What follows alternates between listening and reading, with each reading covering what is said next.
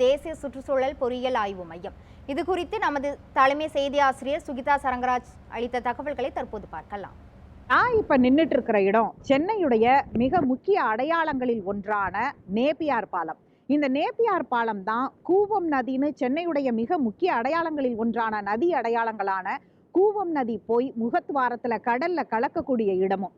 ஒவ்வொரு ஆண்டும் வடகிழக்கு பருவமழை தொடங்கியதும் 1 மணி நேரம் மழை பொழிந்தாலும் சரி அல்லது ஒரு நாள் முழுவதும் மழை பொழிந்தாலும் சரி, நாம சென்னை தாங்குமா, சென்னை வெள்ளத்துல மிதக்குது அப்படிங்கிற பல தலைப்பு செய்திகளை பார்த்துக்கிட்டே இருக்கிறோம்.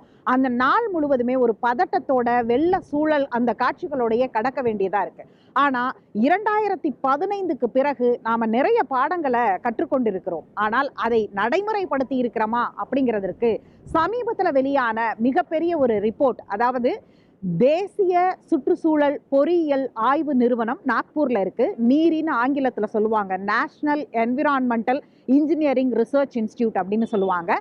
அந்த மையம் வழங்கி இருக்கக்கூடிய ஆய்வு என்ன அப்படின்னு பார்த்தீங்கன்னா, கிட்டத்தட்ட 2015 2020 வரைக்கும் 119 இருந்த நீர்நிலைகள் அப்படியே குறைக்கப்பட்டு 69 குறைஞ்சிருக்குது. அப்படிங்கிறது மிகப்பெரிய அதிர்ச்சிக்குள்ளான ஒரு விஷயமா இருக்கு. கிட்டத்தட்ட சரிபாதியா அது குறைஞ்சிருக்கு அப்படிங்கிறது எல்லாருக்குமே புருவத்தை உயர்த்து ஆச்சரியப்பட வைக்குது.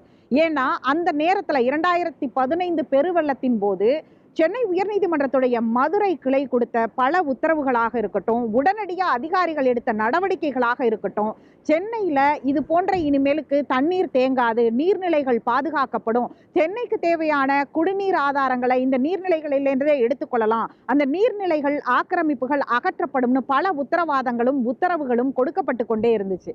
ஆனால் இந்த உத்தரவுகள் நடைமுறைப்படுத்தப்பட்டிருக்கா அப்படின்னா இந்த நீரி ரிப்போர்ட்டுடைய சொல்லக்கூடிய செய்தியானது நமக்கு அது நடைமுறைப்படுத்தப்படலை அப்படிங்கிறது தான். இது இப்படியே போனோம்னா அடுத்து 2025க்குள்ள இன்னும் 2 நீர்நிலைகள் குறைந்து இன்னும் குறைவான அளவுல தான் சென்னையில நீர்நிலைகள் இருக்க போகுது அப்படிங்கிற எச்சரிக்கையையும் அந்த ரிப்போர்ட் நமக்கு சொல்லுது.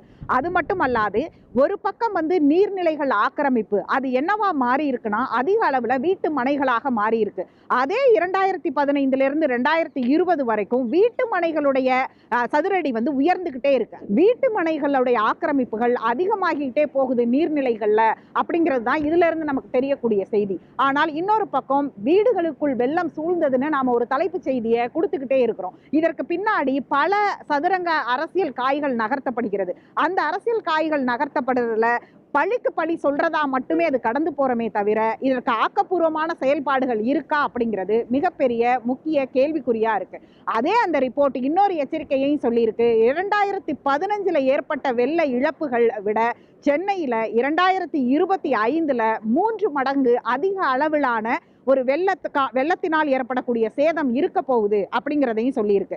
நாள் ஒன்றுக்கு சராசரியாக நம்ம சென்னையுடைய குடிநீர் ஆதாரம் எவ்வளவு தேவை, நமக்கு அதை வழங்கக்கூடிய இந்த 6 குடிநீர் ஏரிகளும் என்னவா இருக்கு அப்படின்னா, ஆண்டுதோறும் பெய்யக்கூடிய மழைப்பொழிவுல இந்த ஆண்டு மிக குறைவான மழைப்பொழிவு தான் அப்படிங்கிறத பல ஆய்வுகள் நமக்கு உணர்த்திருச்சு. வழக்கமா பெய்யக்கூடிய மழையே குறைவாக தான் பெய்திருக்கிறது. அதனால நீர்நிலைகள் இன்னும் நிரம்பலன்னு சொல்லப்படுது. அதனால இந்த ஆண்டு பெரிய வறட்சியையும் நாம சந்திக்க போறோங்கிற பல ஒரு தொலைநோக்கு பார்வையிலான கணிப்புகளும் சொல்லப்படுது. ஆனா இப்படியாக தேங்கக்கூடிய நீர்நிலைகள்ல இப்போது கிடைக்கக்கூடிய மழை நீரை நாம சேமிச்சு வைக்கிறதுக்கான வாய்ப்புகள் இருக்கானா? இல்ல.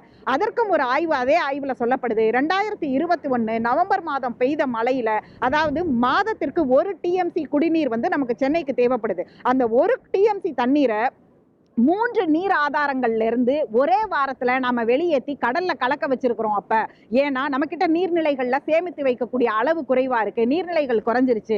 ஏன்னா இங்க இருக்கக்கூடிய கட்டுமானம் எப்படியானதா இருக்கும்னா, ஒரு ஓடை, ஒரு நீர்நிலைகள் எப்படி ஆரம்பிக்கும்னா ஓடை, நதி, ஆறு அப்படின்னு ஆரம்பிக்கும். இங்க ஓடை, நதி எல்லாத்தையும் கடந்துட்டு ஒரே ஆறு, அந்த ஆறும் கழிவுநீர் கலக்கக்கூடிய ஆறாதான் நாம இப்போதைக்கு வச்சிருக்கிறோம். அதை மழைக்காலங்கள்ல வெறும் நீர்களை மழை நீர் தேங்கினதை வெளியேற்றக்கூடிய ஒரு பாதையா மட்டுமே தான் நம்ம பார்த்துக்கிட்டு இருக்கோம் அப்படிங்கிறது தான் இன்னைக்கு கலா யதார்த்தத்துல இருக்கு. அடுத்த இன்னும் 2 ஆண்டுகள்ல நாம இன்னும் என்ன மாதிரியான விளைவுகள்ல ஒவ்வொரு ஆண்டும் சென்னை சந்திக்க போகுதுங்கிறத இந்த ரிப்போர்ட் மூலமாகவாவது நாம ஒரு எச்சரிக்கையோட எடுத்துக்கிட்டு ஆக்கப்பூர்வமா அடுத்த கட்டத்தை நோக்கி நகரணும் அப்படிங்கிறது தான் பொறுப்பும் பொதுநலனுடன் நியூஸ் 7 தமிழ் இந்த அறிக்கையை உங்ககிட்ட வழங்குறதுக்கான காரணம்.